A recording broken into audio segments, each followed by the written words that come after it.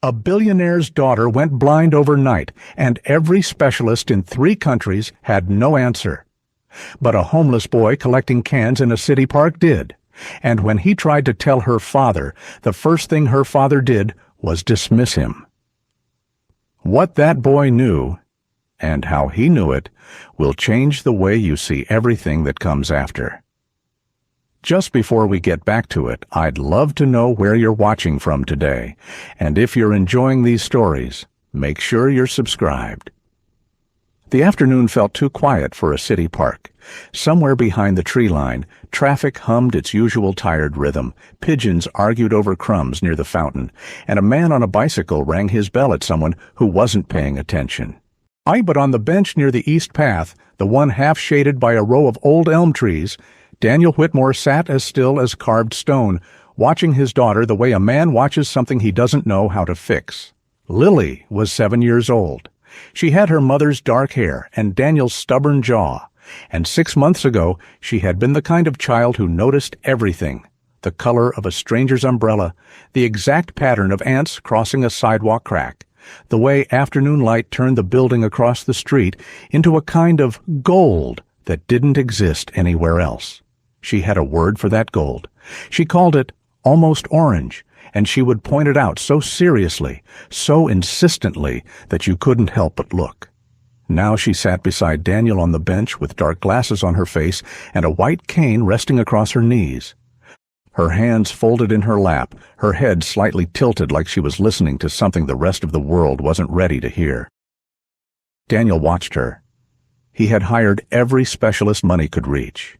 He had flown Lily to 3 different countries, sat across from men with degrees on every wall and certainty in every sentence, and each of them had walked him to the door with the same careful look on their face. Unexplained progressive vision loss, no structural damage, no tumor, no trauma, no genetic markers that explained it cleanly. The blindness was real. The tests confirmed that Lily's visual processing had genuinely deteriorated, but the cause remained, as one doctor in Geneva had put it, outside the current diagnostic framework. Outside the current diagnostic framework. And Daniel had turned that phrase over in his mind so many times it had worn smooth, like a stone in a river. It meant, we don't know. It meant, we give up. It meant, take your daughter home and love her through it. He was trying. Every morning he reminded himself to try harder. Evelyn stood a short distance away, near the fountain's edge, phone pressed to her ear. She had insisted on coming today. She always insisted on being present for anything involving Lily, which Daniel had read for a long time as love. She watched Lily the way a person watches something breakable, with a kind of focused vigilance that made the air around her feel slightly tense. Even now, on a Thursday afternoon in a city park, she kept one eye on their daughter with an attention that didn't quite look like relaxation.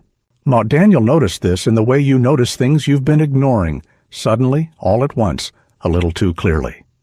He looked back at Lily. She had turned her face slightly toward the open lawn, as if she could smell the sunlight on the grass. Maybe she could. He had read somewhere that when one sense dims, the others quietly expand to compensate. He hoped that was true. He hoped she was getting something from this afternoon, even if it wasn't the view. That was when he noticed the boy. He was moving along the east path collecting aluminum cans from the grass near the trash bins, working his way slowly down the row with the patient efficiency of someone who had been doing this long enough to make it methodical. 13, maybe 14 years old. He was wearing a gray hoodie that was a size too large, on jeans that had been washed enough times to fade unevenly, and sneakers that had started life as white. He had a weathered canvas bag over one shoulder, cans clinking softly inside it as he walked. What caught Daniel's attention wasn't the boy's presence. Kids passed through this park constantly, but the way he had stopped walking. He was standing about 15 feet from the bench, and he was looking at Lily with an intensity that didn't belong to a casual glance. Not the open staring of someone who didn't know better. Something else. Something that looked, from where Daniel sat, uncomfortably like recognition. Daniel's jaw tightened. He was accustomed to people staring at Lily. The dark glasses, the cane, the stillness of her. People looked. Children sometimes whispered to their parents. He had learned to absorb it, to let it pass through him without showing what it cost. But there was something about this boy's expression that was different from curiosity. He wasn't staring at Lily's blindness. He was staring at Lily. The boy took a slow step forward. Daniel stood up. "Hey." His voice came out sharper than he intended. "You need something." The boy didn't flinch. He glanced at Daniel briefly, then back at Lily, and then he walked forward 2 more steps and stopped just within comfortable speaking distance. "I wasn't going to ask for anything," the boy said. His voice was steady, quiet, with the kind of directness that comes from not having learned yet to pad words with social cushion. "I just wanted to say something." "To me?" "To her." Daniel put himself half a step in front of the bench. "She doesn't know you." "I know," the boy said simply, and he looked at Lily again. "I've seen her before. Here, I mean, before all this."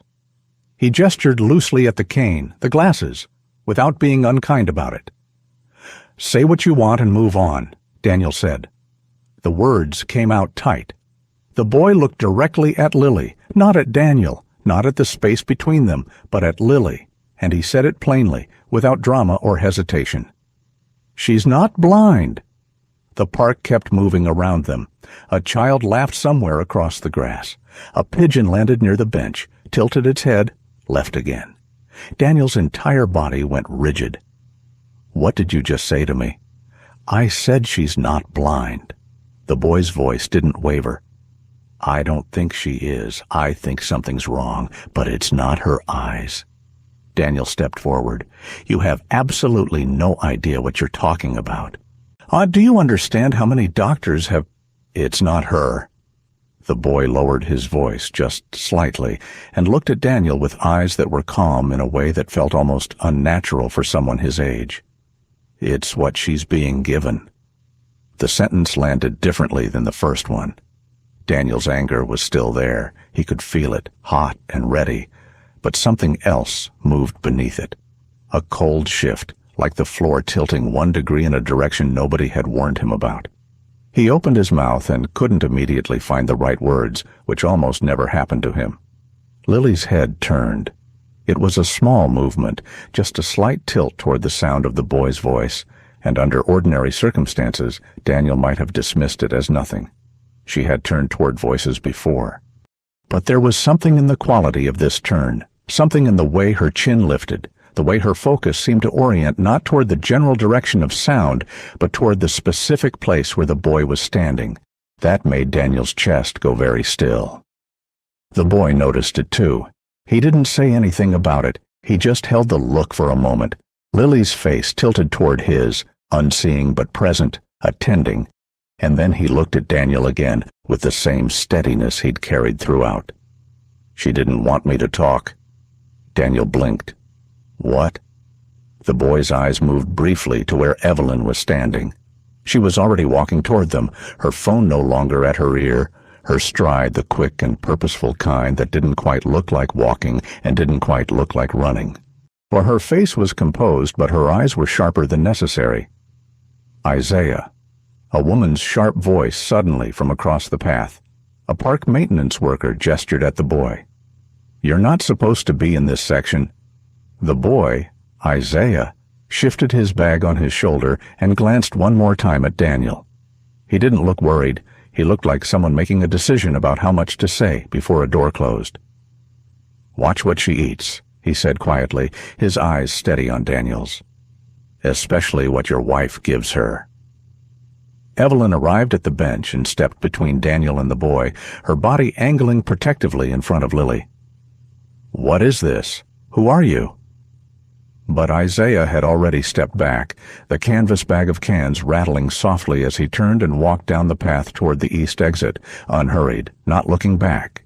Evelyn turned to Daniel with a tight expression. "What did he want? What did he say to you?" Daniel stood looking at the space where the boy had been.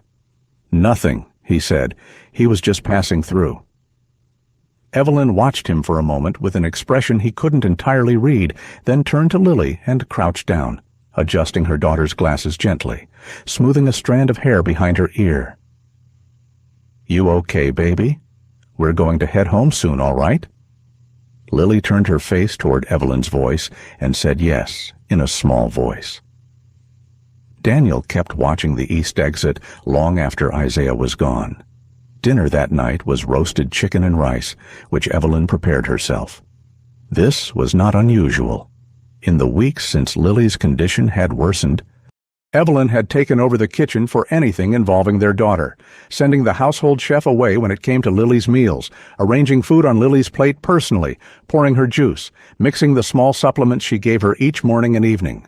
She called it routine. She said that Lily responded better when things were consistent. Daniel had never questioned it. He questioned it now. He sat across from Lily and watched Evelyn set the plate down in front of her, watched her pour the glass of apple juice, with the quiet efficiency of someone who had repeated this exact sequence enough times to stop thinking about it. He watched Evelyn add a small spoonful of pale yellow powder to a cup of warm broth. The evening supplement, she called it, prescribed by their nutritionist to support Lily's neurological health during this period, and stir it in until it dissolved completely. He thought about the boy's voice. "Watch what she eats, especially what your wife gives her." He thought about the way Lily's head had tilted, the way her attention had oriented toward Isaiah like something being pulled by a signal she wasn't supposed to have access to. He thought about Evelyn's face when she had crossed the park toward them, the way her expression had moved from composure to something sharper when she saw the boy talking to Daniel, the way she'd inserted herself between them without hesitation, without asking what was happening, as if she already understood that something had been said and needed to be managed. He picked up his fork. No, he watched his daughter eat the food his wife had prepared. And for the first time in weeks, since before the blindness, since before the specialists, since before the park, and the impossible boy, and the sentence that wouldn't stop repeating in his chest, Daniel Whitmore sat at his own dinner table and felt genuinely afraid. The next 3 days, Daniel watched. He didn't say anything. He went to work in the mornings, came home by 6, sat through dinners, helped Lily with her audiobooks before bed, and kissed Evelyn good night with the ordinary care of a man who was not quietly reordering everything he thought he knew. He was careful about it. He had spent 20 years in rooms where showing too much too soon could collapse a negotiation before it had started, and he treated the inside of his own house the same way now, strategic, composed, a patient. He watched Evelyn prepare Lily's meals. He had always known she did it herself. He had understood it as devotion, as the way a mother who felt helpless channeled that helplessness into something she could control. But observation changes what you see, and what Daniel saw over those 3 days was not devotion. What he saw was management. Evelyn kept the pantry locked when Lily's food was being prepared. She sent the chef, Marcus, who had been with them 4 years, out of the kitchen on small errands whenever she began. She measured things, not casually, not roughly, but with the precision of someone following a protocol, dipping a small measuring spoon into containers she kept in the back of the refrigerator on a shelf Daniel had never opened because nothing in their marriage had ever suggested he needed to. She prepared Lily's water separately, using a specific filter pitcher she had purchased 8 months ago, and refilled herself. On the 3rd evening, Daniel had a memory.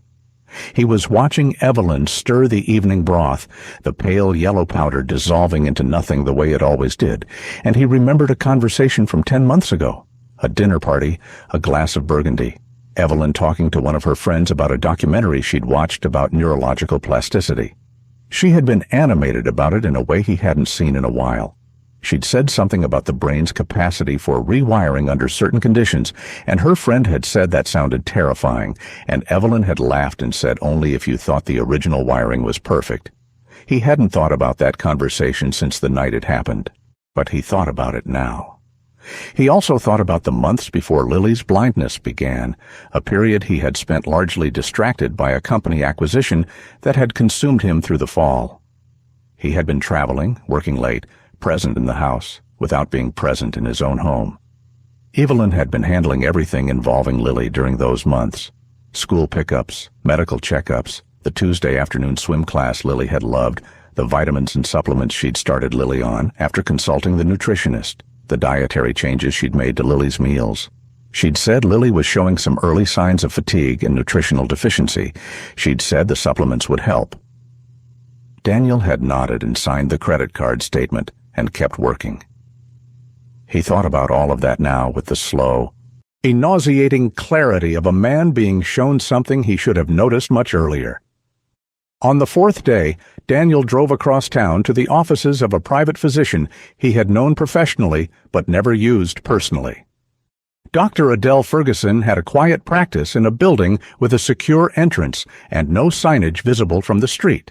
She treated executives, politicians, people who needed medical opinions that stayed out of hospital records. Daniel had sent her referrals twice and received her card with the unspoken understanding that the favor was mutual. Before he left, he had a quiet conversation with Marcus, the chef, while Evelyn was upstairs with Lily. He had framed it casually, a question about the kitchen, about supply ordering, about whether there was anything Marcus needed. Then, as naturally as he could manage, he had asked whether Evelyn was particular about Lily's meals. Marcus had paused with a dish towel in his hands.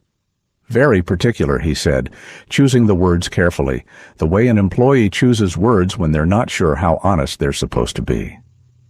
She prefers to handle Miss Lily's food herself, even when I offer. Does she ever use ingredients from her own supply? Things you haven't ordered? Marcus had looked at a point somewhere above Daniel's left shoulder. There are a few containers in the back of the refrigerator that she keeps for Lily. I don't touch those. Has she ever asked you to add anything to Lily's food when you were cooking?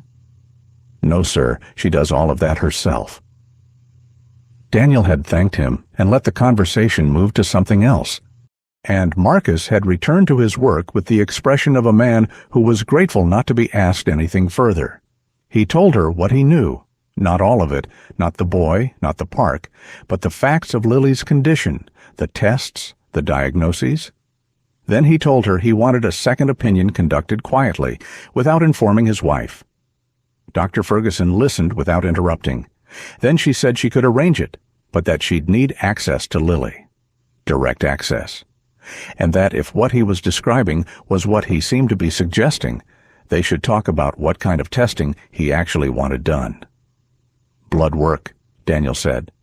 Comprehensive, and specifically any compounds that aren't naturally occurring. Dr. Ferguson looked at him for a moment. You understand what you're asking me to screen for? I understand completely. She nodded once. I'll need 2 weeks to arrange it without raising questions. He told her he'd be in touch. He was halfway back to the parking garage when his phone rang. It was Evelyn. She said one of Lily's specialist's offices had called about rescheduling and asked if Daniel had recently requested any additional testing. She kept her voice level, curious without being accusatory, but the question arrived 3 hours after Daniel's meeting with Dr. Ferguson, and Daniel's brain, which was already performing its own kind of audit, registered the timing without deciding what to do with it yet. He told her no, nothing had been scheduled. Okay, Evelyn said. I just want to make sure we're not overloading her. Too many tests can create anxiety, especially in kids her age. Of course, Daniel said. I agree with you completely. He ended the call and sat in his car in the parking garage for 4 minutes. He went back to the park. He went 3 separate times over the following week, always in the afternoon, always to the east path near the elm trees. Isaiah wasn't there.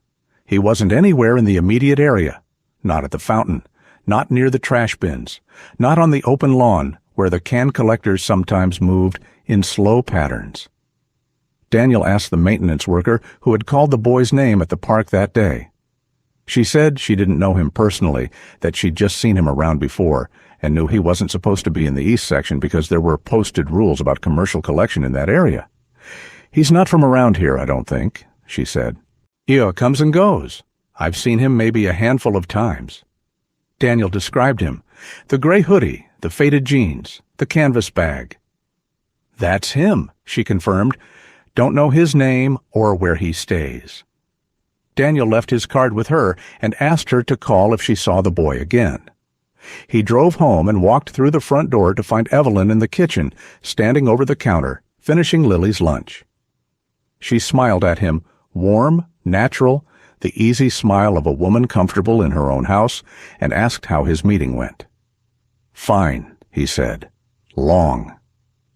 "Lily's been asking about you," Evelyn said. "She wanted to know if you'd be home for lunch." He went to find Lily. She was sitting in the sunroom, a children's audiobook playing softly from the small speaker on the windowsill. He sat down beside her, and she turned her face toward him and said, "Daddy," with the particular certainty that children have about voices they've known their whole lives. He put his arm around her, and she leaned in, small and warm, and they sat together while the audiobook narrator described a girl sailing across an impossible sea. He held his daughter and tried to remember when he had last felt certain about anything. The idea came to him on a Thursday evening. Evelyn had prepared Lily's dinner as usual, a bowl of chicken soup with small pasta shapes, the kind Lily had always liked, and had stepped away to take a phone call in the study. The soup was on the counter waiting to cool. Lily was in her room. The chef, Marcus, had left for the day. Daniel stood in the kitchen for 20 seconds. Then he picked up Lily's bowl, carried it carefully to the pantry, and covered it with a dish towel on the back shelf. He went to the refrigerator, took out the leftover chicken Marcus had roasted the day before, and prepared a simple bowl, plain broth, chicken, the same pasta, without any additives, without anything from the back shelf of the refrigerator. He carried it to Lily's room and set it on her table. He did not put the pale yellow powder in it. He used the same bowl, the same spoon. He arranged it so that it looked exactly like what it was supposed to be. Then he sat near the door and watched his daughter eat. Lily had been eating for about 8 minutes when it happened. She stopped with her spoon halfway to her mouth, her face tilted upward slightly, her expression shifting into something uncertain and alert. She turned her head toward the window. But the blinds were half open, the early evening sun cutting thin gold lines across the floor, and Lily was looking, or rather, her eyes were moving, toward the light in a way they hadn't moved in weeks. She blinked 3 times, slow and deliberate, and each time the muscles around her eyes tightened slightly, like a camera trying to adjust to something it wasn't sure was really there. "Daddy," she said quietly, "is the light on in here?" Daniel's heart did something that wasn't quite fear and wasn't quite hope. It was the space between those two things, wide and cold and very still. "The blinds are open, baby," he said carefully. "The sun's coming in." Lily turned her face toward his voice. Then she turned it back toward the window. She blinked again. "It looks different," she said, "like something's there. Like shapes." Evelyn appeared in the doorway. Daniel didn't look at her right away. He kept his eyes on Lily. "She's just tired," Evelyn said. She crossed the room quickly and touched Lily's shoulder, steering her attention away from the window with the fluid, practiced ease of someone accustomed to redirecting their child. "Sometimes the brain plays tricks when you're tired. That's normal, sweetheart." "But I thought I saw—" I know. Evelyn smoothed Lily's hair. "It's just your imagination. Eat your soup before it gets cold." Daniel looked at Evelyn. She was smiling. The smile was the right kind, gentle, reassuring, loving, but her eyes, when they met Daniel's briefly across the table, had a flatness in them that the smile didn't quite reach, and she looked at the bowl of soup for just a half-second too long before she looked away. "Are you eating with us tonight?" she asked Daniel, her voice easy and warm. "In a minute," he said. 2 days later, when Lily was at an afternoon session with her occupational therapist, and Evelyn had gone to meet a friend in the city, Daniel went into the kitchen, opened the back shelf of the refrigerator, and took out a small container of the pale yellow powder Evelyn used in Lily's broth. He photographed the container front and back. Then he spooned a small amount into a clean sample vial he had purchased from a medical supply company online, sealed it, and placed it in an interior pocket of his coat. That evening he couriered it to Dr. Ferguson with a note that contained 3 words. "Tell me everything." He made himself dinner. He watched television without seeing any of it. He heard Evelyn come home at 9, heard her check on Lily, heard the small sounds of his wife moving through their house with the comfortable ease of someone who owned every inch of it. He thought about a 13-year-old boy with a canvas bag full of cans who had stood in a city park and said something impossible with the steady confidence of someone who had no reason to lie. He thought about Lily's face turned toward the window light. He thought about the shape of a marriage and how long you could live inside a thing without understanding what it was made of. He thought about the fact that he had never once, in 3 countries and dozens of medical offices, asked a single doctor whether Lily's condition could have been introduced rather than developed. He had read every report. He had consulted every chart. He had sat in every room where a specialist explained what was wrong in careful, compassionate, ultimately useless language. Not one of them had asked, could someone be doing this deliberately? He had been too deep inside his own grief to imagine that someone else might have created it. And somewhere across the city, in a rough stretch of blocks Daniel had never had reason to visit, a boy named Isaiah sat near a chain-link fence in the last of the day's light and watched a car he had seen before, a black SUV with tinted windows, idling at the far end of the Whitmore block.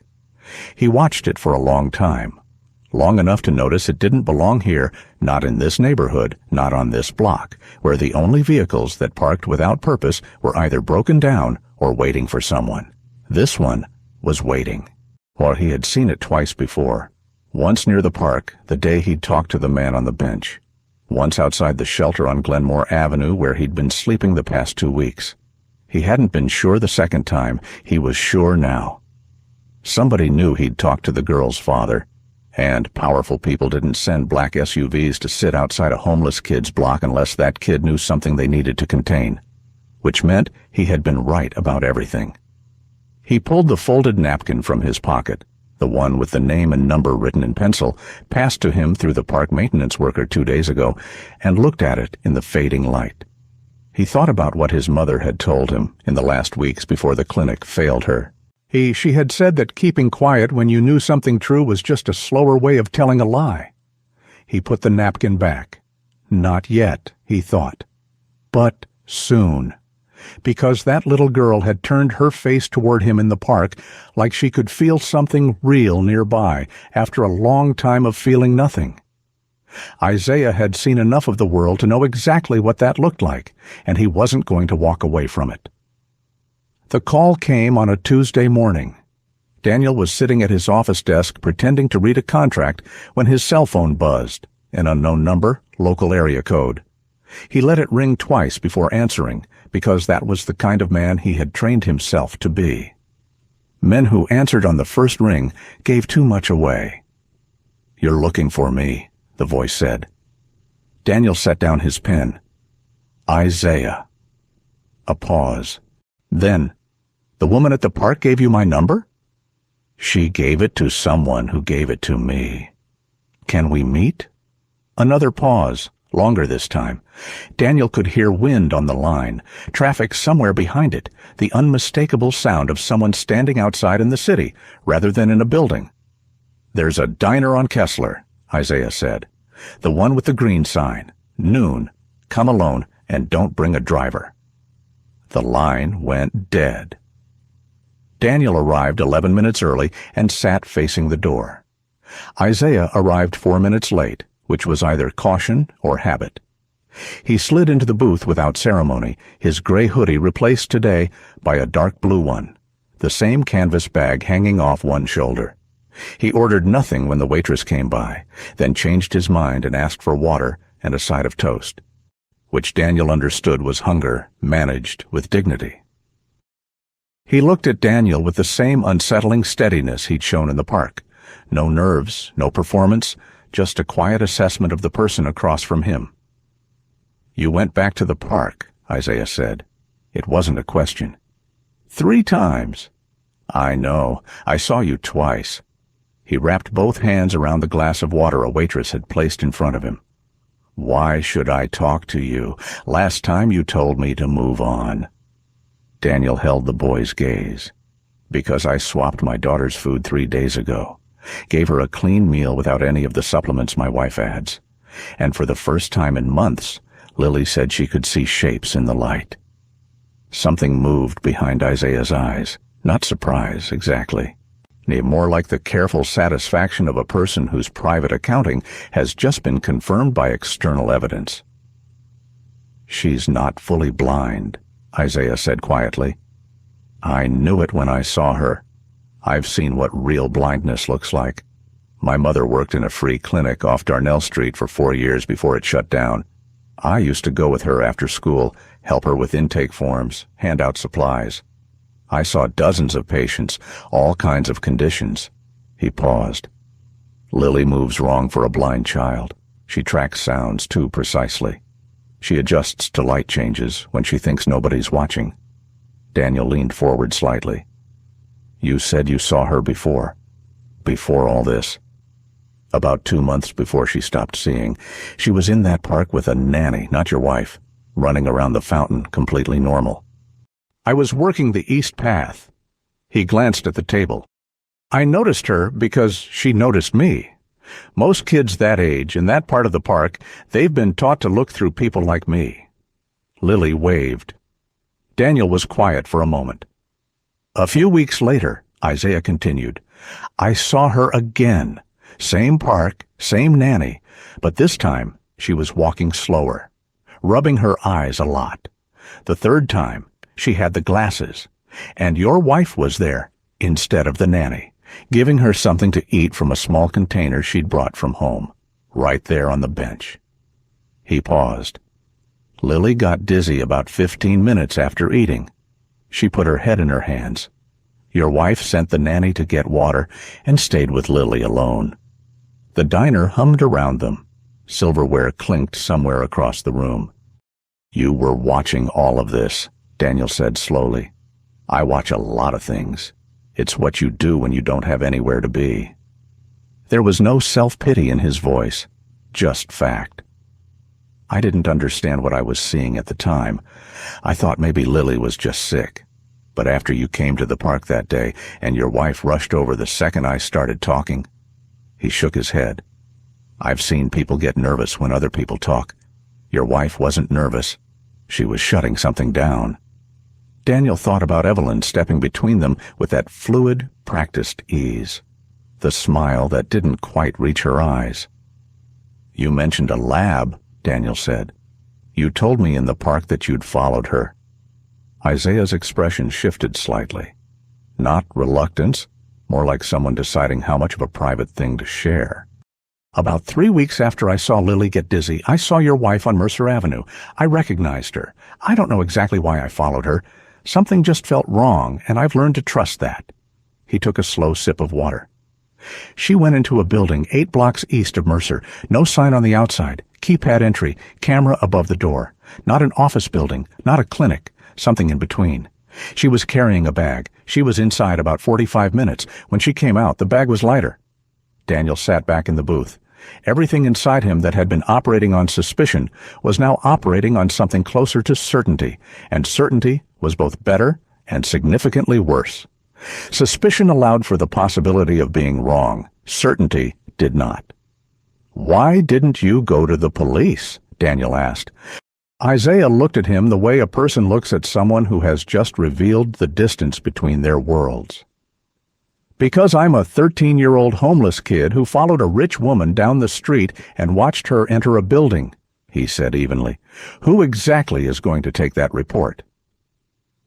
Daniel held his gaze and didn't say what both of them already knew, which was that Isaiah was completely right. "I'm listening," Daniel said instead. Isaiah looked at him for another moment, something in his expression measuring the weight of those 2 words, deciding whether they were the kind a person meant or the kind a person says because they don't have a better option. Whatever he found seemed to satisfy him. Isaiah nodded once, like that settled something between them. See, he spent the next 20 minutes telling Daniel everything he had seen and remembered, and Daniel listened the way he listened in the most important meetings of his professional life, completely, without interrupting, turning everything over in his mind and setting it down in order. Isaiah described the park visits with a precision that reminded Daniel of a crime report. Dates, approximate times, what was worn, what was said, which direction people moved. He recalled Lily's face before the blindness with a kind of specificity that was almost painful. The way she ran, the way she laughed at something the nanny said, the particular openness of a child who had not yet learned to guard herself. "She reminded me of my sister," Isaiah said, and then stopped and didn't say anything further about that. Daniel didn't ask. When Isaiah finished, Daniel ordered them both coffee and let the silence run for a moment. "You could have walked away from all of this," Daniel said finally. "You didn't know us. You didn't owe us anything." Isaiah wrapped his hands around the coffee mug and looked at the table. "My mother died because a clinic ran out of funding and nobody fought for it. There were people who knew that clinic was going under and they could have made noise. They didn't." He looked up. "I decided a long time ago I wasn't going to be someone who knew something was wrong and kept walking." Daniel drove home with his hand steady on the wheel and his mind running calculations. Evelyn had started the supplements 8 months ago. Lily's vision had begun failing 6 months ago. That was not coincidence. It was a sequence. All with a beginning and a middle and an end, Daniel couldn't yet see. He called Dr. Ferguson from the car. She answered on the second ring. "I was going to call you today," she said, and something in her tone told him the lab results had come in. "Tell me," he said. A brief pause. "The compound in your sample isn't commercially available. It's consistent with a class of experimental neurological agents studied in controlled research settings for their effect on visual cortex signaling.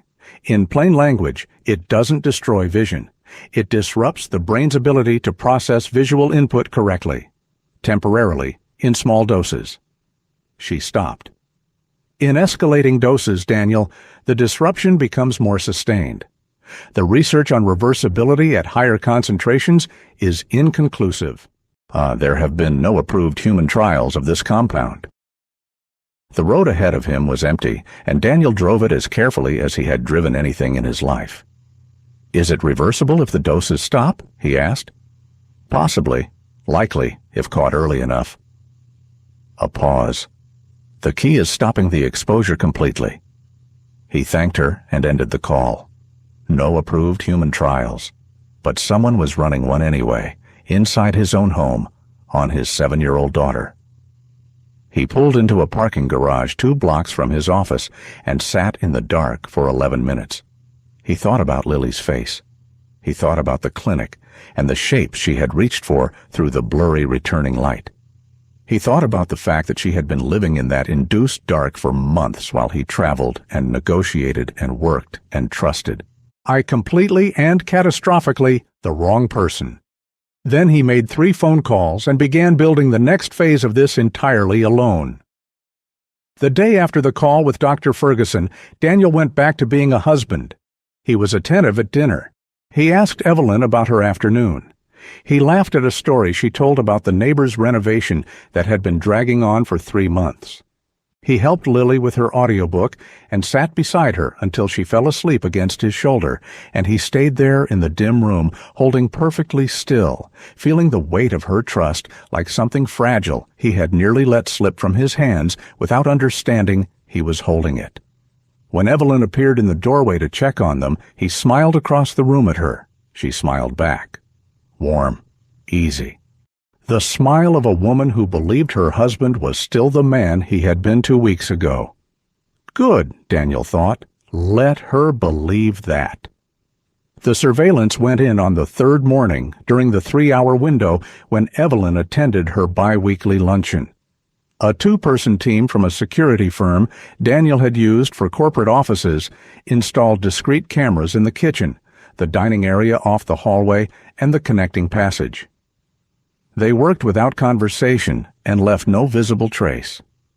That evening, Daniel reviewed the first 6 hours of footage on a laptop he had purchased in cash from an electronics store on the other side of the city. The footage was ordinary in its surface details. Marcus preparing dinner. Evelyn moving through the kitchen with the easy ownership of someone who had lived in a space long enough to stop seeing it. And then, at the 6:18 timestamp, Evelyn standing alone at the counter, apron on, Lily's dinner in front of her, and from the inner pocket of the apron came the small glass rod, and from the back shelf of the refrigerator came the pale yellow powder. She didn't hesitate. She didn't look around. She measured and mixed with the fluid automaticity of someone performing a task so deeply embedded in her routine that conscious thought had long since withdrawn from it. She transferred Lily's bowl to the table and called out that dinner was ready in the warm, ordinary voice of a woman who had called her daughter to dinner 1,000 times before. Daniel watched the clip 4 times. The footage was clear. The behavior was methodical and deliberate and absolutely undeniable. But footage of a wife adding a supplement to her daughter's food was not, by itself, a criminal case.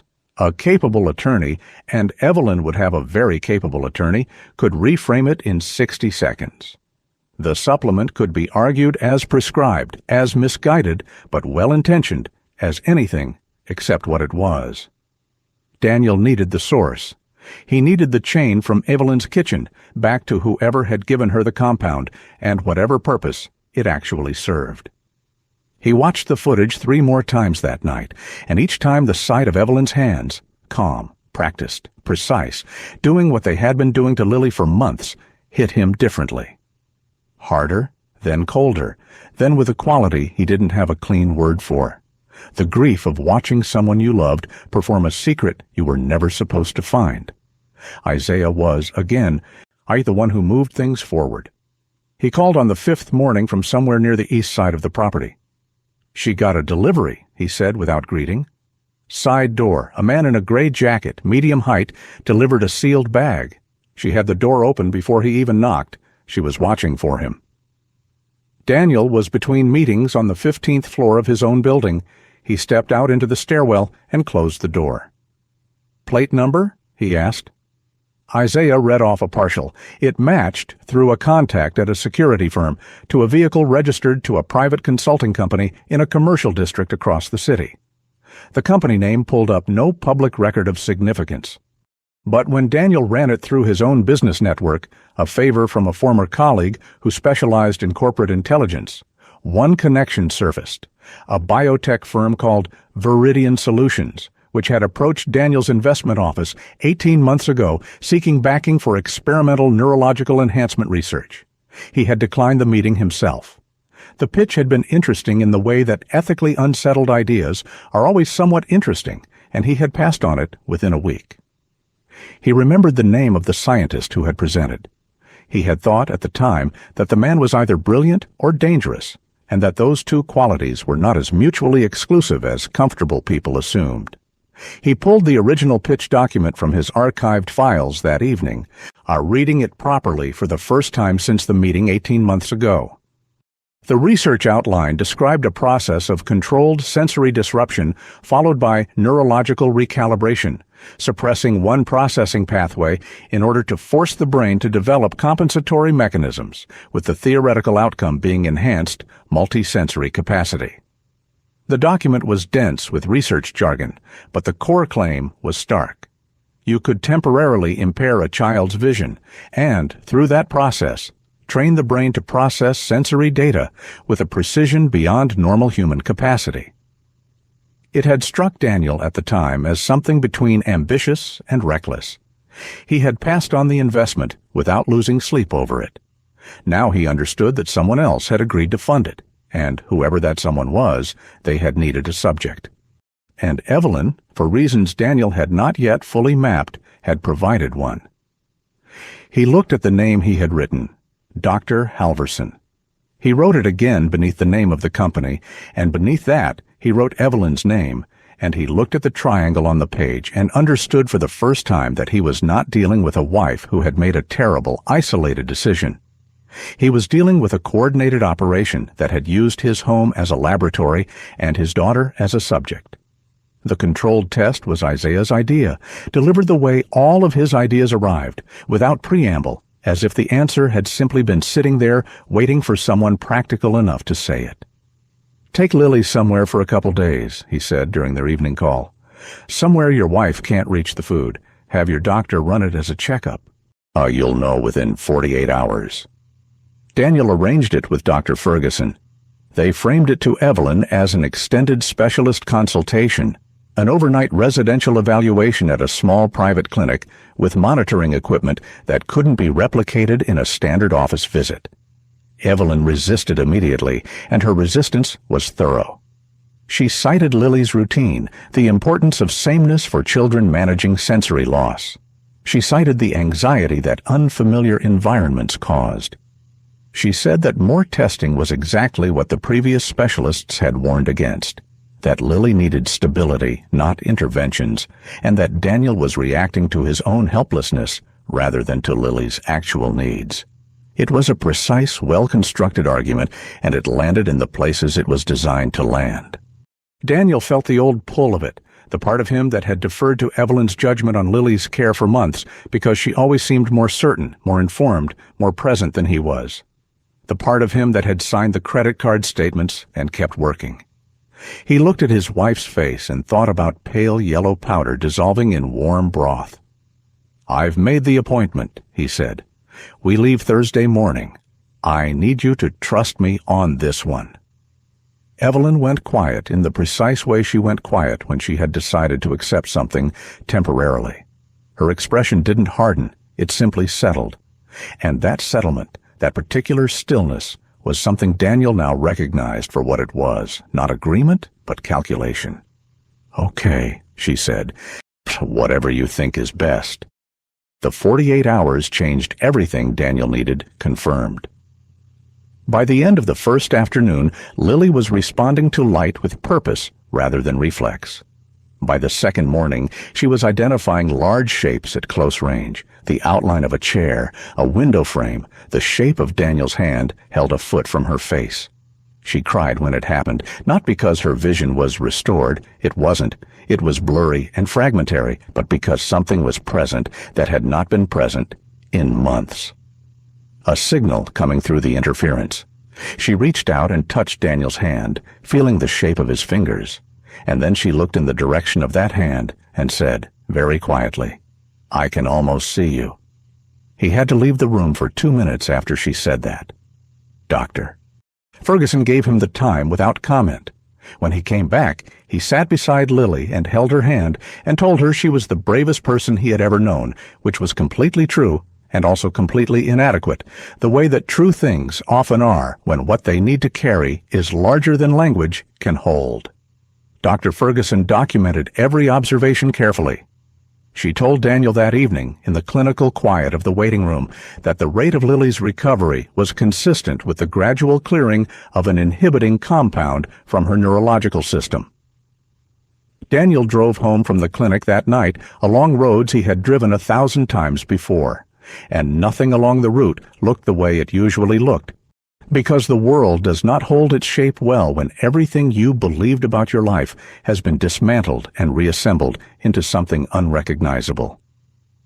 He thought about the early years of his marriage, the first apartment, smaller than anything he lived in now, Evelyn's laugh across a kitchen table at midnight, the way she had held Lily the first time in the hospital and looked at Daniel with something so vast and certain in her face that he had believed, without question, that this was the most solid thing he had ever been part of. He thought about how love is not just a feeling, but a structure, the architecture of a shared life, and how quietly and completely it could be hollowed out while the facade held its shape.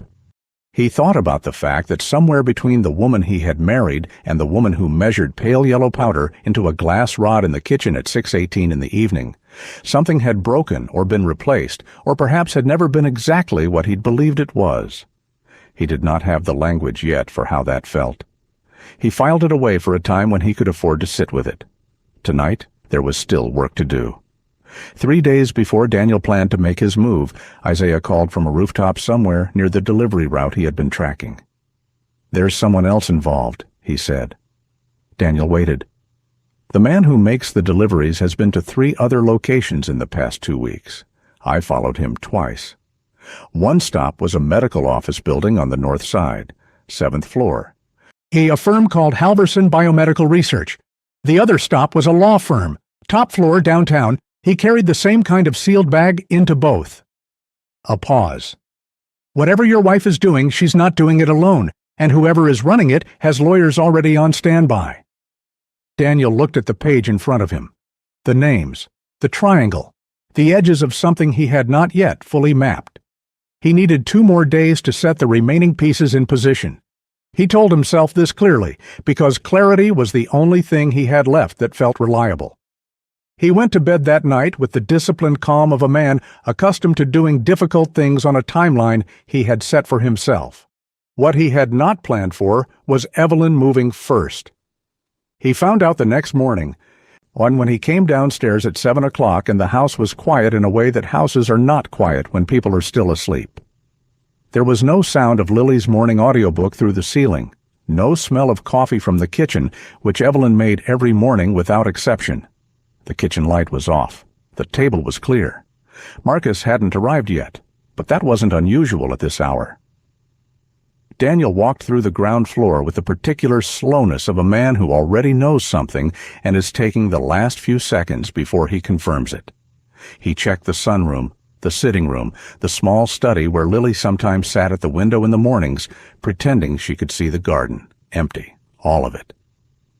He took the stairs 2 at a time. Lily's room, bed made, speaker silent, cane gone from the hook behind the door. On master bedroom. Evelyn's side of the closet had been opened in a hurry, 2 hangers on the floor. The small locked case that lived on the high shelf behind Evelyn's coats, the one Daniel had noticed her checking 3 times in the past week, the one she had never once explained, was gone. He stood in the doorway of Lily's room for a long moment, looking at the neat empty bed, and felt the floor shift in a direction he had not accounted for in any of his planning. He had been careful. He had been patient. He had moved with deliberate precision toward a confrontation he controlled, on a timeline he had chosen. Evelyn had sensed it coming anyway, and she had taken Lily before he was ready. He reached for his phone. He called Isaiah first. Isaiah answered on the second ring, which meant he had already been awake. Which meant, Daniel understood this about the boy by now, that Isaiah had already seen something outside and had been sitting quietly with it, waiting for the call that confirmed what he suspected. Isaiah had been awake since 4:30. He had seen the SUV arrive at 3:58, idling on the far side of the block with its lights off. He had watched from the rooftop of the building across the service lane, a position he had been using for the past week because the sight line to the Whitmore side entrance was clean and the roof access was unsecured. He had watched the side door open at 4:12. He had watched Evelyn come out carrying 2 bags and the small locked case, moving with the focused efficiency of someone who had rehearsed this in her head many times before doing it. He had watched a man he had never seen before load the bags into the SUV's trunk. Lily had walked out on her own, cane in hand, her face turned slightly upward the way she did when she was listening for context. She had not cried or resisted. She had not known, Isaiah understood, that there was anything to resist. The SUV had pulled away at 4:19 without its headlights on until it reached the main road. Isaiah had noted the full plate number this time. When Daniel called at 7:03, Isaiah read it to him immediately. "She left with a man I haven't seen before," he said. "Not the delivery driver, someone else. And she wasn't running. She was organized. She had everything ready." Daniel was already in his car. "The lab on Mercer, you said 8 blocks east?" 8 blocks east, left side of the street. Gray building? No, 4 stories. The camera above the door faces the street, but there's a blind spot from the maintenance access on the south face. I'll be there before you." Daniel drove across the city in 17 minutes, which was fast enough that he ran 2 late amber lights without deciding to. He called Dr. Ferguson from the car and told her to be available. He called a number at a private security firm and gave them Evelyn's plate and the full description of the SUV. He did not call the police yet because what he had was still a father tracking a vehicle driven by his wife, and he needed more than that before he handed anything to anyone with the authority to slow him down with procedure. The GPS tracker he had placed on Evelyn's personal car 3 days ago was showing a different location entirely, a coffee shop on the west side, be stationary since before midnight, which meant Evelyn had known about the tracker or had suspected it and had left her car behind deliberately. She had arranged separate transportation days in advance. She had been planning this departure with the same methodical attention she applied to everything. He thought about the early years of their marriage and felt nothing in particular, which told him something about where he had arrived. The realization that landed as he turned onto Mercer Avenue was not that Evelyn had sensed the walls closing in. It was that she had watched him build them, had understood exactly what each quiet action meant, and had made her move, not in panic, but in calculation, with a timeline she had set independently of his. She had been 2 steps ahead this entire time. She had simply run out of room. The gray building on Mercer stood between a commercial printing company and a vacant lot. It had no signage, 4 floors of narrow windows with frosted glass, and a heavy front door with a keypad entry and a camera mounted above it at an angle that suggested whoever installed it knew exactly what they were doing. A black SUV, not the same one Isaiah had described, but the same model, the same tint, was parked in the side alley. Daniel approached the front entrance and pressed the intercom. A male voice responded after a short pause, asking for identification. Daniel gave his name. There was a longer pause. Then the voice said that this was a private research facility and that access required prior authorization. "My daughter is inside this building," Daniel said into the intercom. "I am her father, and I have legal custody. Open the door or I call the police right now." Another pause. Then, "Mr. Whitmore, I'd encourage you to step back from the entrance and wait while we reach Mrs. Whitmore." Daniel stepped back from the entrance and called Isaiah. "South face," Isaiah said, and Daniel heard his footsteps already moving. "I'll show you the access point. Come around." Isaiah was waiting at the corner of the south face with his canvas bag on his shoulder and his expression set into the particular kind of calm that Daniel had come to recognize as the boy's version of full focus. He led Daniel along the side of the building to a painted utility door near the base of the wall. The lock was a standard lever handle with a keypad, but the keypad had been partially shielded from view by a ventilation unit, and at the base of the ventilation unit, pressed flat against the wall, was a thin wedge of rubber. "Someone propped it on the last maintenance visit," Isaiah said. "I noticed it 3 days ago. I didn't move it." He pulled the door open and held it. Daniel looked at this 13-year-old boy holding a maintenance door open in the pre-dawn gray of an industrial side street and felt the full weight of how completely the morning had rearranged everything he had believed about where competence and capability lived. "Thank you," Daniel said. "Go," Isaiah said quietly. "I'll stay out here. I have my phone." Daniel went inside. The interior of the building was cleaner than its exterior suggested. Fluorescent lighting sealed floors. The particular smell of filtered air and chemical neutrality that Daniel associated with laboratories and the kind of hospitals where very serious things happen quietly. A corridor ran straight ahead from the utility entrance, branching left at the far end. He moved quickly and quietly, keeping close to the wall, listening for voices over the low ambient hum of ventilation equipment. The left branch, muffled voices. One of them, Evelyn's, low, tense, with the clipped efficiency of someone mid-discussion rather than mid-crisis.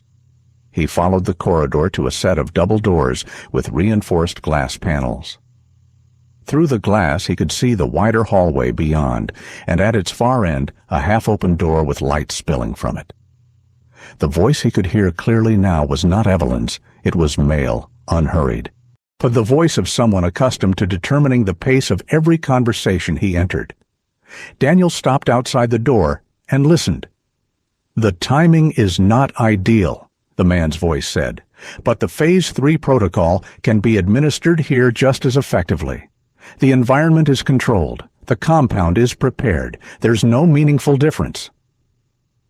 Evelyn's voice quieter. "He's going to find us here." "Then we move efficiently. 40 minutes, Evelyn. That's all this requires." A pause. "She's frightened," Evelyn said. "She knows something is wrong." "She'll be fine. Children recover from fear much faster than adults assume." Daniel pushed the door open. The room was large and deliberately bare. White walls, overhead lighting, a single padded examination table at the center, 2 metal rolling carts stacked with equipment. Evelyn stood near the far wall with her arms crossed, still dressed in the clothes she had left the house in before dawn. A man in his late 50s stood beside one of the rolling carts with a small sealed case open in front of him, his back half turned to the door when Daniel entered. Lily was sitting on the examination table. She was holding her white cane with both hands across her knees, her dark glasses on, her face tilted toward the sound of the door opening. She looked small and very still, the way she went still when she was frightened, but had decided not to show it.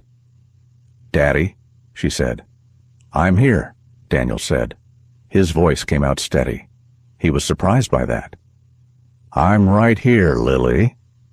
Evelyn's expression shifted through several things in rapid succession: relief, fear, calculation, and landed on something that wasn't quite any of them. The man turned around fully. He was silver-haired, with the composed and slightly remote expression of someone who had spent decades being the most credentialed person in every room he entered. He looked at Daniel with the measured appraisal of a man deciding which approach to take. "Mr. Whitmore," he said, "I'm Dr. Reginald Halverson. I've been hoping we could speak under better circumstances." "Step away from my daughter," Daniel said. Halverson did not move.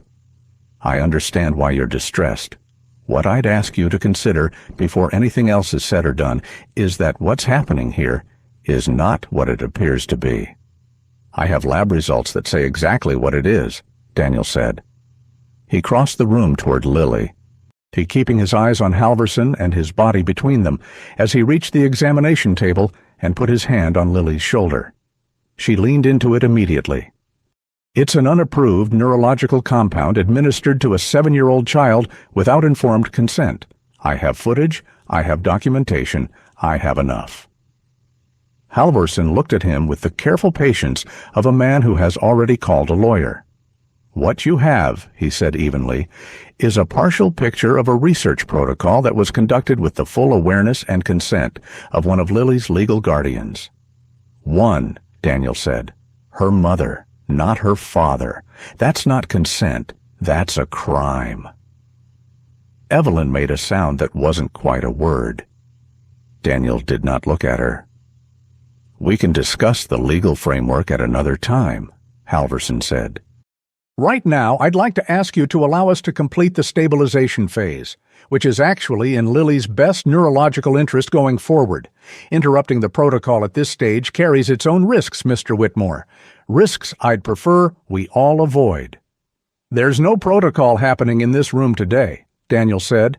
He took Lily's hand and helped her down from the table. "We're leaving." Halverson's composure didn't crack, but his eyes moved to the door behind Daniel, and something in that movement, the brief, involuntary calculation of it, told Daniel that he was being assessed as a problem to be managed rather than a father to be reasoned with. "I'd advise against leaving before we've had a full conversation," Halverson said, and his tone had shifted in a way that was subtle enough to be deniable and clear enough to be a threat. The door behind Daniel opened. 2 men in dark clothing stepped into the room. Not police. Private security, the kind that well-funded private operations kept on standby for exactly this kind of situation. Daniel positioned himself in front of Lily. Then his phone buzzed. A text from Isaiah. "Done. Sent to 4 places. Can't stop it now." For a moment the room held itself in suspension. Daniel in front of Lily, the 2 security men near the door, Halverson beside his equipment cart, Evelyn against the far wall with her arms still crossed and her face doing something complicated that she hadn't yet resolved into an expression. Then Halverson's phone rang. He looked at the screen, and the composure he had been maintaining with such practiced ease did something Daniel had not seen it do before. It stuttered. A slight contraction around the eyes. A brief stillness that looked nothing like the careful stillness he usually wore. He declined the call. It rang again immediately.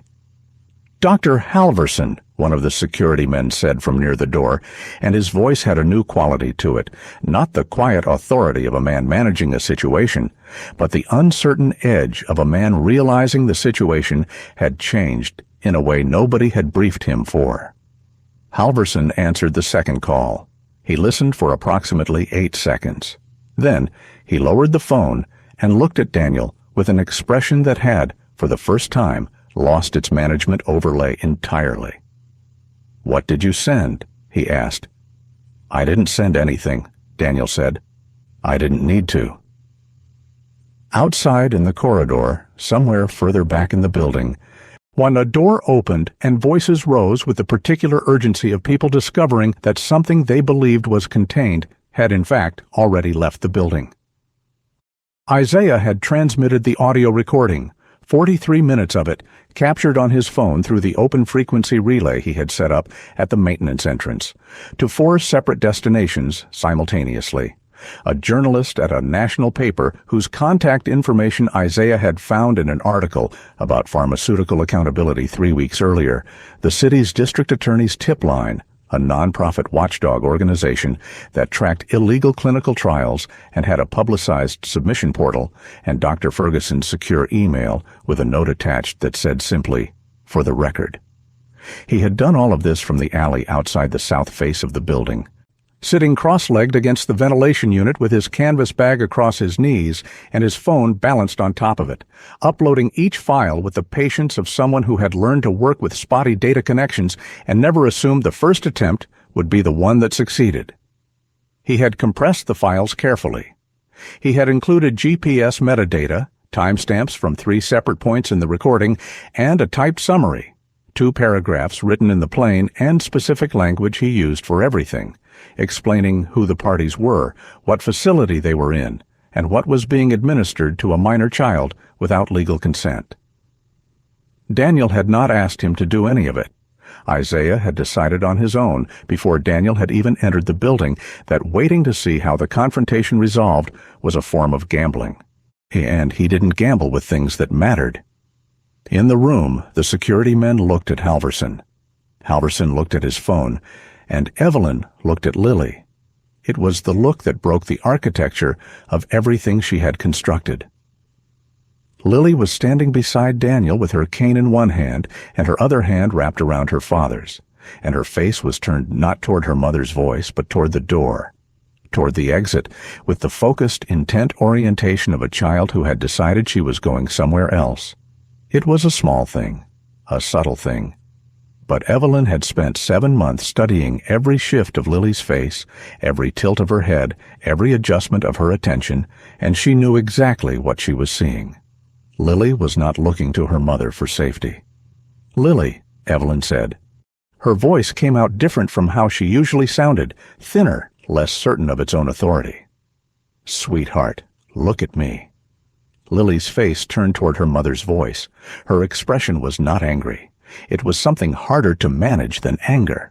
It was the face of a child who is frightened and confused and is searching the person she most needs to trust for something reassuring and not finding it. "I want to go home," Lily said quietly. "We're going," Daniel said immediately, "right now." "I need you to understand," Evelyn said, and she was looking at Daniel now, but the words seemed addressed to the room in general, to the air, to something she had been holding back for a long time. This wasn't cruelty. You have to know that. None of this was ever cruelty. Daniel looked at his wife. She had uncrossed her arms. So she was standing straight, but her hands were open at her sides in a posture he had not seen her take before, not defensive, not composed, but exposed, like someone who has set down a very heavy thing and is not yet sure what to do with their hands. "Then what was it?" he said. She glanced at Halverson, who had moved to the far side of the room and was now in a quiet, rapid conversation on his phone that he clearly wanted no one to overhear. Then she looked back at Daniel. "They approached me when Lily was 4, she said. Halverson's team. They'd done neurological profiling on hundreds of children, standard developmental testing, the kind that gets done through school programs and pediatric clinics without anyone connecting it to a larger study. Lily's profile was exceptional, genuinely exceptional.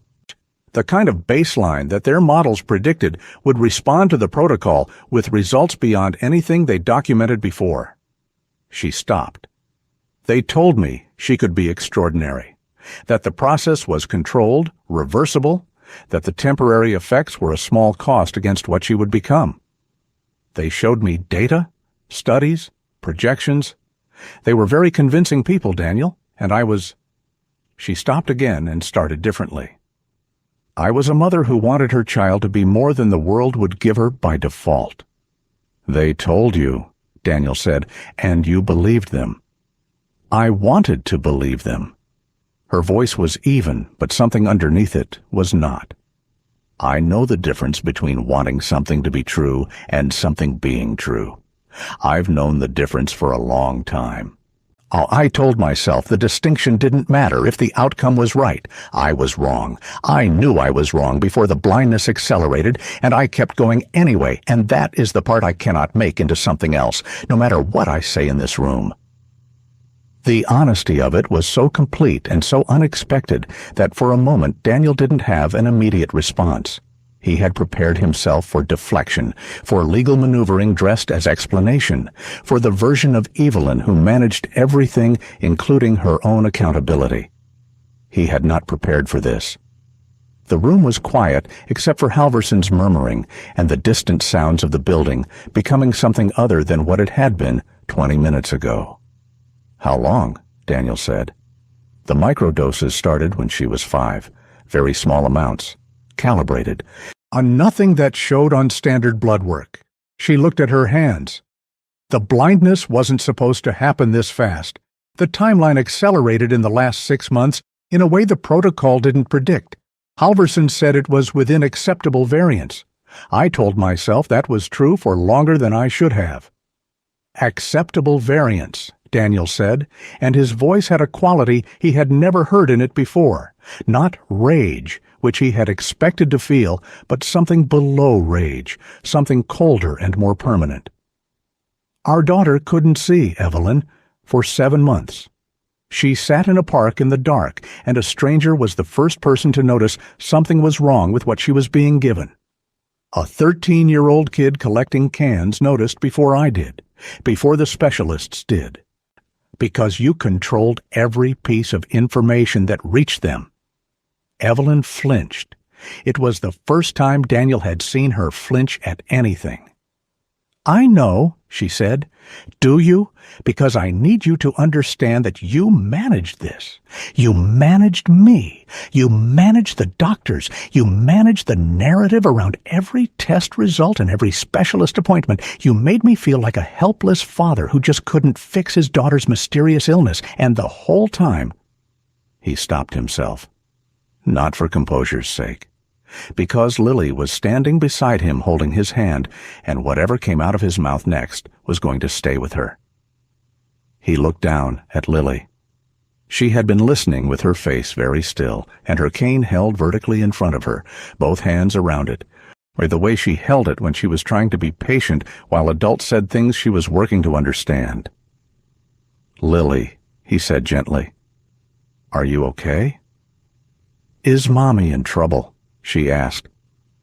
The question was so direct and so unguarded that for a moment nobody in the room said anything.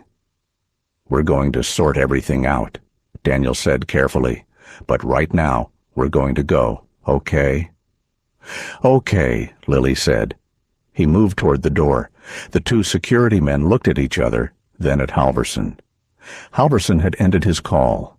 His face had settled into a grayness that looked nothing like his earlier composure.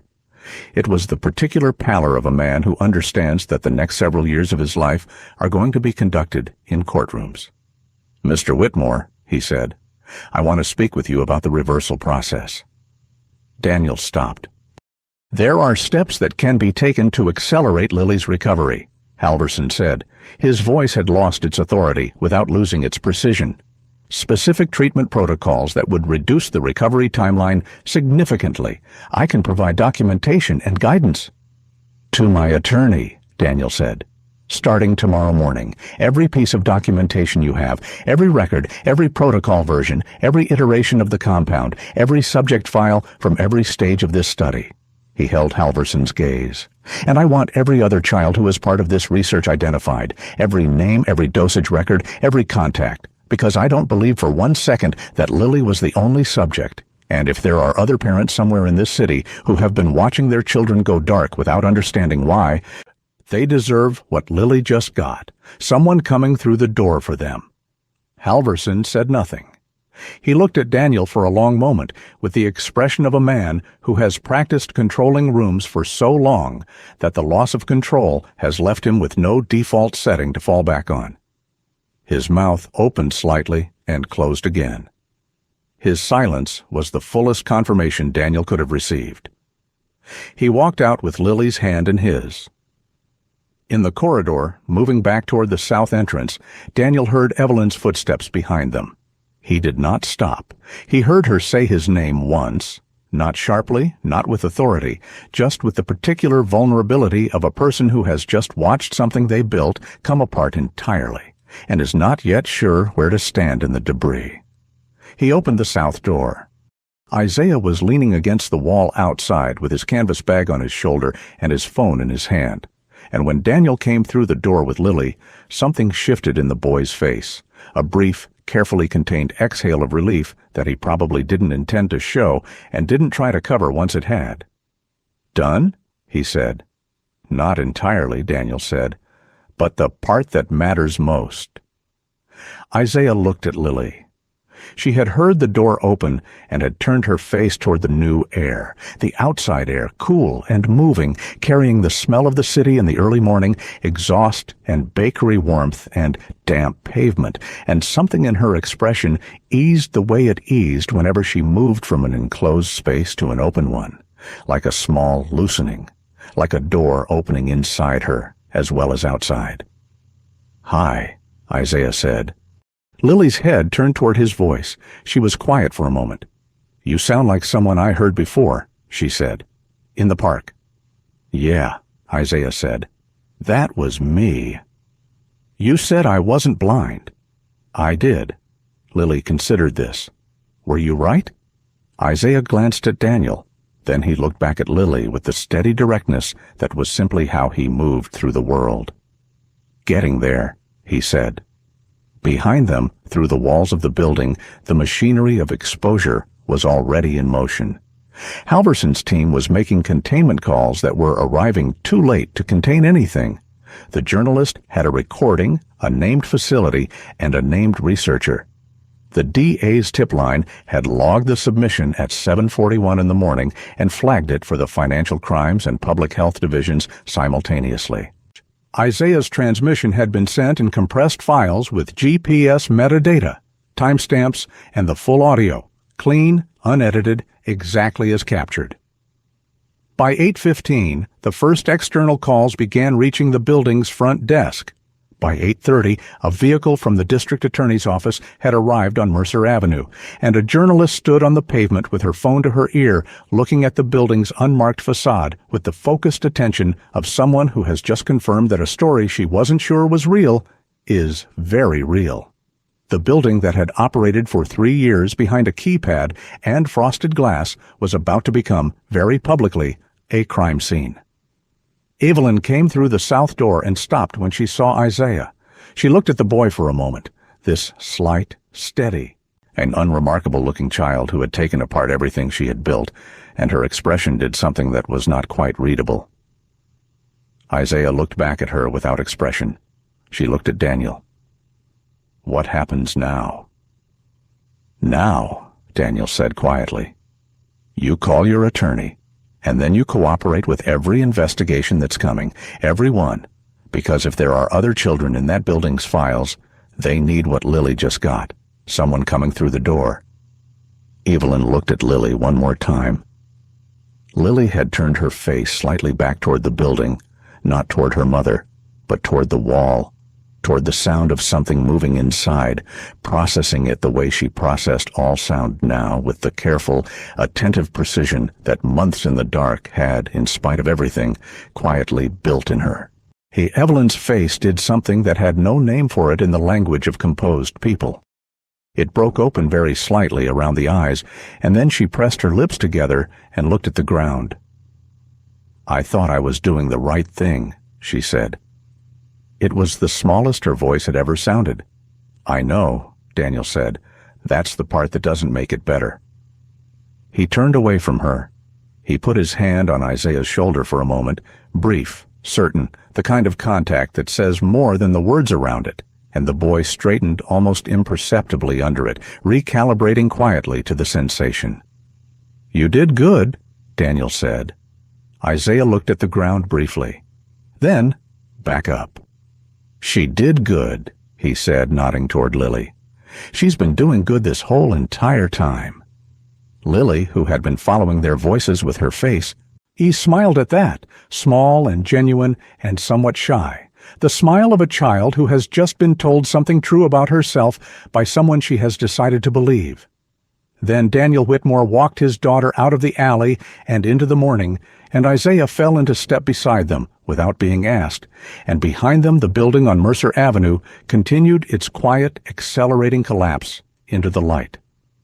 The first patrol car arrived on Mercer Avenue at 8:47. Daniel watched it pull up from half a block away, where he had stopped with Lily and Isaiah beside a dry cleaner whose gate was still rolled down for the morning.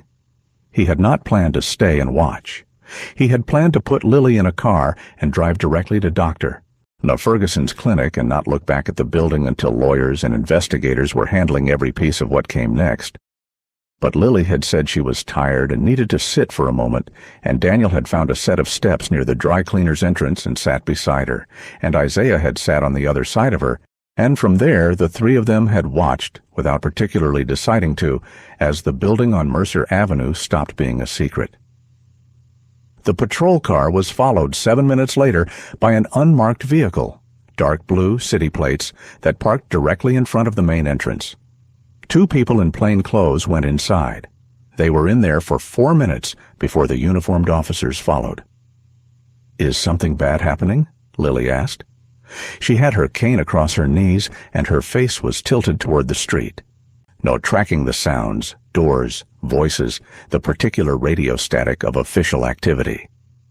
"Something bad is being stopped," Daniel said. "That's different." Lily considered this the way she considered most things, quietly, thoroughly, without immediately deciding how she felt about it. Across the street, the journalist Isaiah had contacted was on her phone with one hand and holding a small recorder with the other, standing 20 feet back from the entrance in the position of someone who knows exactly where the frame of the story is and has placed herself inside it. She had arrived before the police, which was either luck or preparation, and from the focused, unhurried way she was conducting herself, Daniel suspected it was preparation. His own phone had been buzzing at intervals since 8:15. His assistant, his attorney, a board member whose name appearing in his call log on a Thursday morning had a specific meaning that Daniel did not have the bandwidth to address yet. He silenced it and watched the building. Inside, as he would learn later, the situation had moved faster than Halverson's team had managed to contain. The 43 minutes of audio Isaiah had transmitted included not only the conversation Daniel had overheard, but an additional 22 minutes of discussion between Halverson and 2 of his researchers that had taken place in an adjacent room while Daniel was still in the facility. A conversation about subject files, about compound inventory, about a second site in a city 300 miles away where parallel trials had been running under a different operational name. Isaiah had captured all of it without moving from the ventilation unit. When investigators found the subject files, 17 folders, color-coded by phase of protocol, arranged with the meticulous precision of someone who never expected outside eyes to see them, the scope of what Halverson had been running became clear within a single hour. Lily was subject 11. There were 16 others, ranging in age from 5 to 9 years old, distributed across 3 cities, all of them children whose neurological profiles had been flagged through pediatric screening programs that their parents had believed were routine developmental evaluations. The kind of appointment you schedule without a second thought because you are a careful parent doing the right thing for your child's future. None of them had been told there was a trial to consent to. None of them had known that the standardized testing their children completed in brightly lit clinic rooms had been designed to identify candidates for an experiment. Daniel did not know any of this yet, sitting on the steps outside the dry cleaner with his daughter's hand in his. He found out that afternoon from his attorney, who called with the kind of quietly urgent professionalism that attorneys deploy when the news is very large but manageable. 17 children, his attorney said. Federal involvement now, not just city. This is going to be significant, Daniel. Are all 17 being located? That's in motion, his attorney said. He ended the call and looked at the street for a long time. Halverson was intercepted at 9:22, Eo attempting to leave the building through a loading exit at the rear that the initial responders had not yet covered. A building security guard, not one of Halverson's private staff, but a city fire safety inspector who had arrived as part of the standard response to an emergency flag, recognized him from the description that had already circulated and held him at the exit until investigators arrived. He did not resist. He stood with his hands in his coat pockets and looked at the wall opposite with the expression of a man replaying the sequence of decisions that had brought him to a loading dock on a Thursday morning and identifying too late the specific point at which the entire structure had become irreversible. 3 of his research staff were detained inside the building. 2 others had already left the facility before the authorities arrived. They were located by early afternoon. Evelyn was placed under arrest at 10:05 in the alley behind the south entrance, where she had been sitting on a concrete step for nearly an hour after Daniel and Lily had left. She had not run. She had not made any further phone calls. She had sat with her hands in her lap and waited, which was either resignation or the last form of dignity available to her, and the 2 officers who approached her treated it as the latter. She looked at neither of them when they read her rights. She looked at the place on the alley pavement where Lily had been standing 40 minutes before, the small marks her cane tips had left in a thin film of morning dust. And her face held an expression that the officers who were there that morning would later describe independently of each other using the same word, hollow. Daniel brought Lily to Dr. Ferguson's clinic that afternoon. Isaiah came with them. He sat in the waiting room with his canvas bag and a paper cup of water while Lily was examined, and when Daniel came out to sit with him between the evaluation and the results, they were quiet together for a while, in the way that people are quiet when they have been through something large and are still deciding what shape it was. You could have left, Daniel said eventually, any time in the last 2 weeks. This was never your problem. Isaiah looked at the paper cup in his hands. Lily waved at me in the park, he said, before all of it, before any of this. She just waved. It's like I was a regular person. He paused. You don't walk away from that. Daniel looked at the wall across from them. Then he looked at the boy. I want to talk to you about what comes next, he said. For you specifically, where you're staying, what you need, what I can do that isn't. He stopped because the word he was reaching for was charity. And everything he knew about Isaiah told him that the word needed to be something else. What I can do that's actually useful to you. Isaiah was quiet for a moment.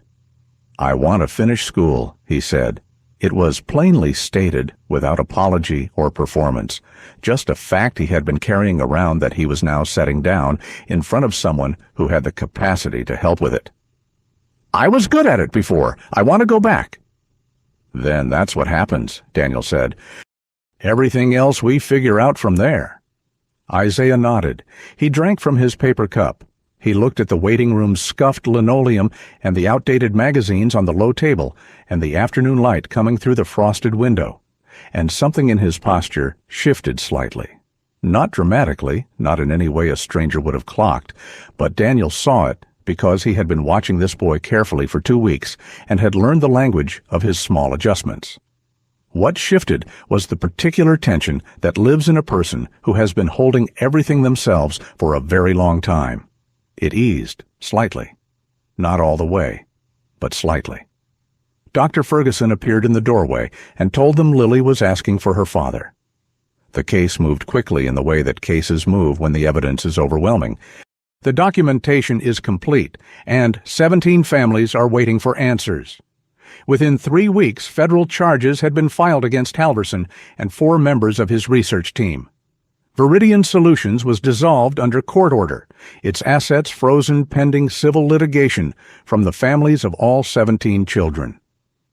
The pharmaceutical backers who had funded the operation, 2 of them, both operating through shell structures that the investigators unpacked layer by layer over the following month, were named publicly, which produced the kind of news cycle that stays above the fold for 2 consecutive weeks and then becomes the kind of story that gets referenced in every future conversation about medical research ethics for years afterward. Evelyn's case moved separately through a different channel. She cooperated fully. Her attorney had advised her to, but Daniel's sense, from the single brief conversation they had through their respective lawyers in the 3rd week, was that the cooperation wasn't only strategic. She had made a complete record of everything, dates, dosages, every communication with Halverson's team going back 4 years, and had provided it without being asked for specific pieces. She was building something, he thought, not a defense, a reckoning. He did not speak to her directly. He did not know yet whether he ever would again. He set that question on a shelf where he kept the things he was not ready to open and focused on what was in front of him. What was in front of him was Lily. Her treatment began in the 4th week under an oversight team that included Dr. Ferguson. Though a neurologist from a university hospital 2 cities over who had been studying the class of compound Halverson had used, and a visual rehabilitation specialist who worked with children and had a manner so straightforward and unhurried that Lily trusted her almost immediately. The recovery was not fast, and it was not dramatic. There was no morning when Lily woke up and the world had come back in full. What there was instead was a gradual and irregular return. Some days better, some days a plateau, occasionally a day that felt like a small step backward that the specialist explained was normal, and that Daniel absorbed without letting Lily see how much it cost him. 6 weeks in, Lily could identify faces at close range. 8 weeks in, she could read large print with effort and growing speed. 10 weeks in, she sat at the window of the sunroom on a Tuesday afternoon and watched a bird land on the back fence and said, very quietly and very precisely, that it was brown with a white chest and that its tail was twitching. Daniel was in the doorway when she said it. He did not say anything for a moment. He watched her watch the bird, her face turned fully toward the window, glasses off, with the open and unself-conscious attention of a child who has simply seen something interesting and wants to look at it for as long as it stays. There was nothing effortful about the looking. It was just looking, the way looking is supposed to be, uncomplicated and free, and entirely hers. He thought about the park bench, the dark glasses, the cane, the careful stillness of a child who had learned to navigate a world she couldn't see. He thought about how long she had been in that darkness while he had been in his own, and neither of them had known the other was in it. He went to the kitchen and stood at the counter and let himself feel the full weight of the last 4 months without managing it or setting any part of it aside for later. The grief, the terror, the long specific loneliness of realizing the person you most trusted had been the source of the harm. And underneath all of it, still present, still whole, relief. Plain, enormous, unglamorous relief, the kind that has no dramatic shape and doesn't make a good story but is the realest thing a person can feel. He stood at the counter for 3 minutes. Then he went back to the doorway and told Lily the bird was called a spotted towhee and that they were fairly rare in the city and she was lucky to have seen one. Lily said she thought she might like birds. Daniel said they could look into that. Isaiah moved into the guest room in the East Wing in the 5th week, after 3 weeks of a transitional arrangement that Daniel had set up through a family services organization to make sure everything was handled correctly and documented properly. He had asked Isaiah what he wanted at every step of the process, which was not how Daniel usually operated. He was a man accustomed to assessing a situation, deciding what needed to happen, and making it happen, but which seemed, with Isaiah, like the only approach that honored what the boy had actually brought to this situation and what kind of person he was. What Isaiah wanted was to be treated normally. He said this once, directly, when Daniel had asked what would make the transition work well. Not as a project or a cause or a story or an example of anything, just as a person who lived in the house and went to school and did the things that people his age did without that being remarkable or reported on or held up as something other than ordinary life. Daniel had written that down after the conversation and kept it in his desk drawer as a reminder of what he was aiming for. Daniel had hired a private tutor to bridge the gap in Isaiah's schooling while the enrollment paperwork for a school near the house was finalized. Isaiah worked through the material with the focused, unhurried efficiency that characterized everything he did, and the tutor reported, after the second week, that he was significantly ahead of where the gap in his record suggested he would be. "He notices everything," the tutor told Daniel. "He'll ask a question about something that wasn't in the material we were covering, and it turns out he'd made a connection 3 lessons ahead." Daniel had not been surprised. In the evenings, after dinner, Isaiah and Lily had developed an unremarkable and easy companionship that had not been engineered by anyone and did not need maintenance. They watched nature documentaries together on the television in the small den, sitting at opposite ends of the same couch with a bowl of something between them. They argued about which animals were overrated with the earnest commitment of 2 people who had both thought about this more than was strictly necessary. Isaiah had strong opinions about penguins. He found them self-important, which he couldn't fully justify beyond the observation that they walked like they had somewhere important to be and never arrived. That Lily found baffling enough to research counter-arguments for. She had notes. They were, Daniel observed from a careful distance, becoming the kind of friends that form between people who have been through something real together and have decided, without any announcement, that the other person is simply worth keeping around. The media coverage was extensive and sustained. Daniel gave one interview, 3 months after the morning on Mercer Avenue, to the journalist who had been standing on the pavement with her recorder. He chose her deliberately and specifically. She had broken the story correctly, had named Isaiah in her original piece without being asked to, and had declined. When a larger outlet offered to syndicate her work with Isaiah's name removed to protect a minor's privacy, to authorize the removal. She had said that removing his name would misrepresent what had actually happened, and that accurately representing what had happened was the job. Daniel respected that. He sat across from her for 2 hours in a quiet room and was careful and specific about everything. He described the sequence of events.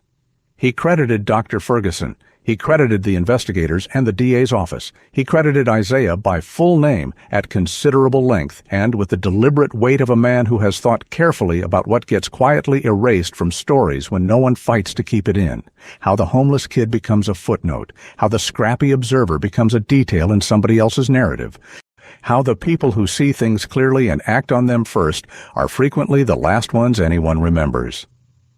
The journalist asked him what it had felt like that first day in the park when a homeless teenager had told him his daughter wasn't blind. Daniel was quiet for a moment.